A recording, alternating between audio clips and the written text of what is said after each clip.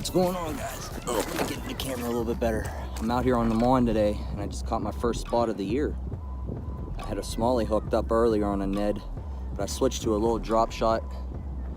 I don't have any drop shot weights, so these guys are really aggressive spotted bass. Now, I'm gonna teach you guys some stuff actually today. We're gonna do a tip video. Jeez, buddy, there you go. Let's get a release on this guy.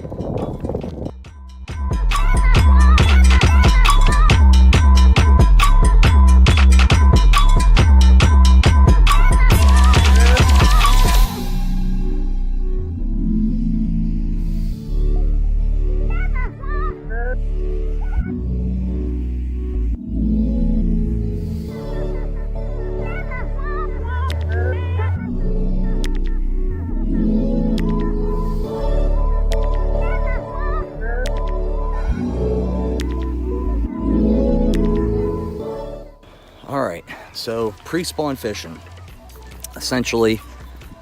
Oh, let's get the hand out of the camera here, huh? Anyways, so this is a nice rocky mix between rock, mud, grass, old grass from last year, and the transition phase. These fish are gonna come from like the muddier areas in the Mon. They're gonna come from the mud bottoms into the pellets, the rock, harder bottom. They're gonna transition. Now what that means is you guys will actually walk down a bank, right? You'll be actually just walking on the mud, and then all of a sudden you're gonna get rock. That is your transition phase. That is where sometimes is where you're gonna get your good bites because they're transitioning from their wintering holes up to their spring spots. Now, all I'm doing here is just a simple drop shot technique. And if you guys don't know anything about a drop shot technique, I'll actually show you guys how to rig that at the end of this video, so stay tuned. Brian from Tackle Unlimited, Joe's Tackle Unlimited, told me that they're starting to catch some of their fish on drop shots. So I figured, why don't I come out here after work today instead of going after the trout and smallies in the Yawk? Why don't we come here and hit one of my favorite spots of all time for bass? So just a little drop shot rig, like a 4-inch like green pumpkin type deal, and we're just gonna. Now the thing about a drop shot, okay, you're gonna want the weight on the bottom below your lure, below your plastic that you are using. You guys can see that I got a real small split shot, don't have any drop shot weights on me, so I just rigged it a little bit different. And all I got here, guys, is maybe a 2 to 3 inch space in between the hook and the bottom sinker, or the sinker that goes below your lure. And all I'm doing is I'm trying to keep that sinker on the bottom and just slowly drag it, and keep tension while on the line while doing it, or shake it, give it a little bit of loving. Now I believe he hit me before. I'm gonna walk down the stretch, and then I'm gonna go down the other stretch, and I'm gonna see if I can get some fish for you guys. But I figured I'm gonna show you guys some tips before the season goes in full-fledged hammer mode. So stay tuned. We're gonna teach you guys some more stuff today.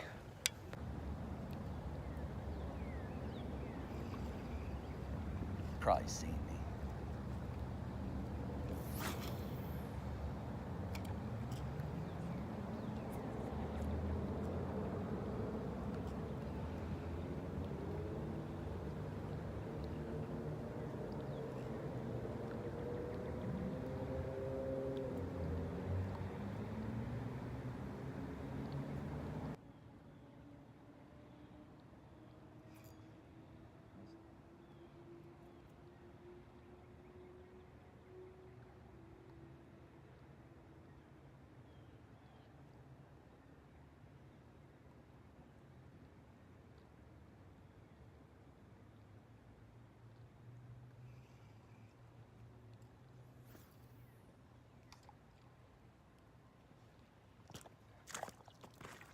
Now the thing about this jerkbait, guys, you're not gonna want to slash it like KVD does in the middle of summer. As soon as I turn it off and throw the drop shot back on, I got him. This was the little guy. Smallmouth. And right now, if you guys go anywhere in the river right now, that's probably your best bet. Second fish of the, or third fish of the day. Look how pretty he is. That's great to see the size of smallies that are in there. Now, also, let me throw them back in real quick, guys. I don't know. Just worked that little drop shot nice and slow and works. Now, where can you throw it?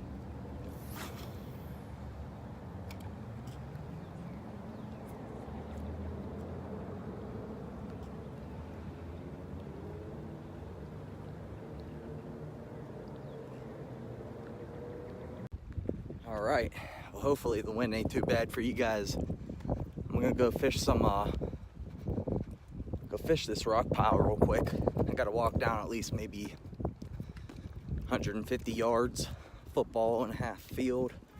So, still got the drop shot on, but I tied on a fluke, a white fluke with a big old 4-aught. So, let's see how we do. I think I'll get around a largemouth today, and maybe a crappie. We'll see. Looks like they might be making a bigger boat launch or something. Not sure yet. But this spot's pretty well known. If a lot of you guys fish this river on a boat, you can see this spot from the road. Gets hit quite a bit, but I'm not sure if anybody's touched it this year. And yesterday, since I caught that spot and those few smallies, and I've been hearing about the largemouth hitting, there's got to be one here. So let's go get them, boys. All right, guys. This is the third fish. First two like to spit the hook right when I get him to the bank, but he is an ugly looking rock bass. But that's a good sign when these guys are biting. That means everything's starting to really happen. He's not looking too shabby. I mean, 2 smallmouth, a rock bass, and all we're doing is using a little drop shot today. Let's see if I can't get another bite here. I mean, right where I'm sitting on top of, it's like rock piles, and they got little, like little shelves. And them smallmouth and largemouth like to get up underneath these rocks and use these rocks, honestly, as a ambush point to get warm. So I'm kind of hoping that there was a spot or a largie around, but haven't seen one yet. And I'm not sure if we're going to be honest with you. I think we would have gotten him by now. But there he is. Nice smallie. Ooh, really nice smallie. Nice one for this time of the year, boys, out of the Mon. And never, ever bank flip. Now what, Ed? Now you can't say I'm catching somebody else's fish. You too, Heath. But we got another smallmouth, third smallmouth out of this hole. Pretty guy, pretty fish. Nothing down his choker. We'll let him go right here because we don't know if there's any more. Now that's the third one. I see a whole school of bait sitting on top, but doesn't necessarily mean that these fish are looking up. Doesn't mean that at all. These fish are probably looking eye level, bottom. They could be looking up for some minnows. Could be. And I have a feeling there's some crappie around here too, boys. We're gonna go after a crappie. See if we can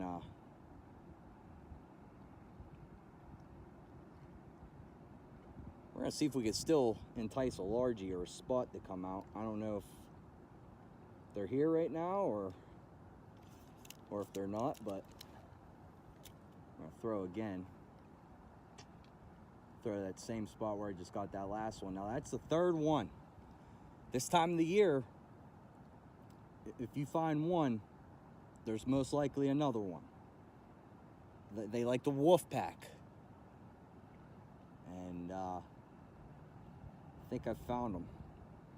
I think I found the wolf pack. This is one of those places where I was driving past it today at work, and I'm just like, man, I gotta hit that spot today. It just looks too dang good.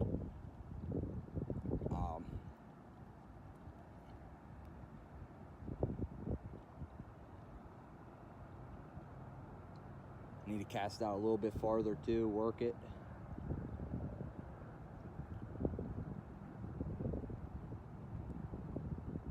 That was cool. Got one while I'm talking to you guys. There's these two pipes sitting here too, so.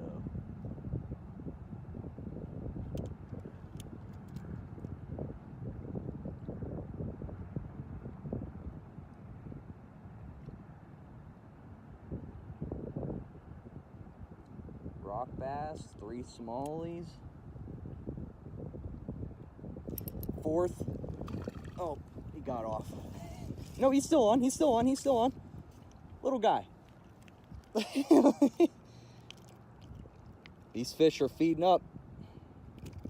The feisty little males are feeding up.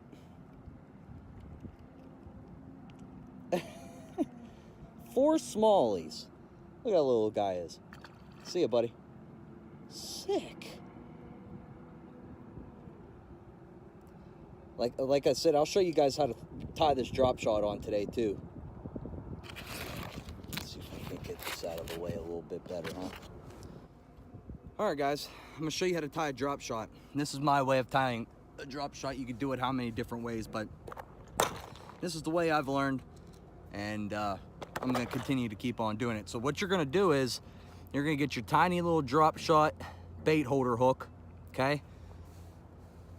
Now, I usually use these for trout, but this time of the year it's so finessey. I know Brent Ayler uses a way smaller hook sometimes on those pressured bodies of water. So what I'm gonna do is I'm gonna tie my hook first, but I'm gonna leave a ton of slack down in here while making my knot. So let's do that. Go ahead and make your knot. Pause the video, make your knot.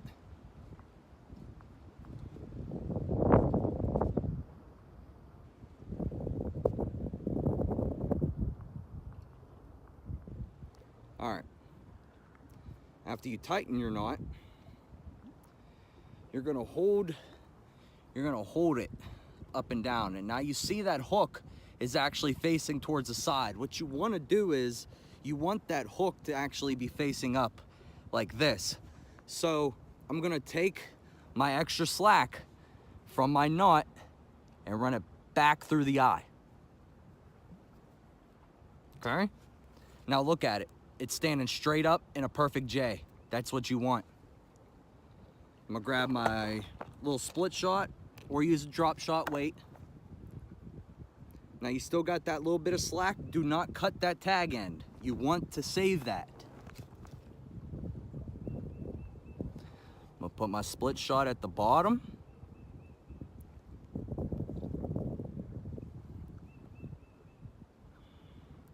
Now, you're rigged up for a drop shot. Now all you need is something real finessey. I was thinking about using a trout worm. You could do that, but I'm gonna go back to what I've been catching them on. Why change what works?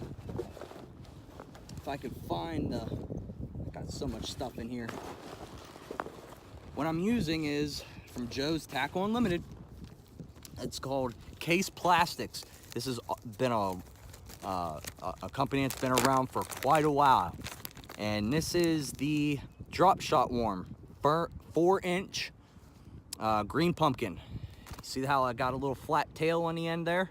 That right there is what's getting most of your bites. It's drawing them in. Now what I'm gonna do is I'm gonna take my bait, your perfect hook that's standing up straight, okay? I take my And all we're gonna do is you're just gonna feed the tip of the nose. Just the tip, just the tip. And there she is, she's on there. Now bass like to eat head first. So most of the time, they're gonna grab that hook most of the time. If you get bit sideways, pike, walleye, smaller bass, we'll grab it by the side and try to run off with it. So, but yeah, that's how you tie a drop shot, guys.